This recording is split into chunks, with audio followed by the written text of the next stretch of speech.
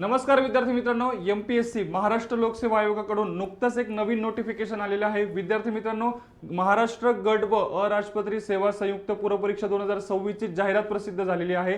आता नेमकी किती पदासाठी जाहिरात आलेली आहे, पूर्वपरीक्षा कधी होणार आहे, फॉर्म भरण्याचा अंतिम दिनांक काय, या संबंधीची सविस्तर माहिती आपण या व्हिडिओच्या माध्यमातून बघणार आहोत। व्हिडिओ अतिशय महत्त्वाचा आहे, शेवटपर्यंत नक्की बघा। विद्यार्थी मित्रांनो, नुकतंच एमपीएससी मार्फत नोटिफिकेशन आलेलं आहे। महाराष्ट्र गट व अराजपत्रित सेवा संयुक्त पूर्वपरीक्षा 2026।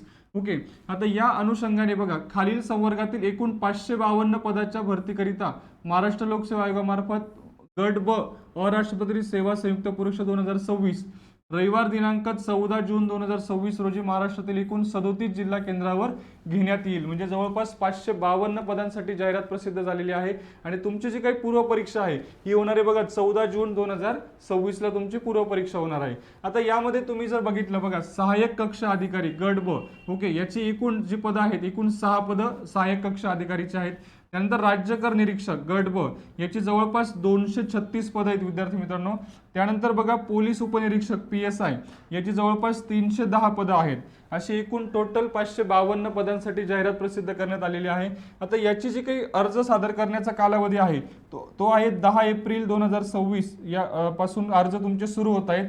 तर तुम्ही 30 एप्रिल पर्यंत अर्ज करू शकणार आहात। साधारणतः 20 दिवसांचा कालावधी तुमच्याकडे दिलेला आहे। त्यानंतर बघा, ऑनलाईन पेमेंट पद्धत, तुम्हाला ऑनलाईन पेमेंट करायचे 30 एप्रिल पर्यंत। त्यानंतर तुम्ही जर बँकेमध्ये चलन भरण्यासाठीचा जो काही तुम्हाला अंतिम दिनांक आहे तो 2 मे पर्यंत साधारणतः दिलेला आहे। आणि चलनाद्वारे परीक्षा शुल्क भरण्याचा अंतिम दिनांक हा 4 मे रोजी बँकेच्या कार्यालयीन वेळेमध्ये दिलेला आहे। अतिशय महत्त्वाची माहिती आपण विद्यार्थी मित्रांनो या व्हिडिओच्या माध्यमातून बघितली। अशाच माहितीपूर्ण व्हिडिओसाठी चॅनलला नक्की फॉलो करा। व्हिडिओ आवडला असेल तर लाईक करून आपल्या मित्रांना लगेच शेअर करा। धन्यवाद।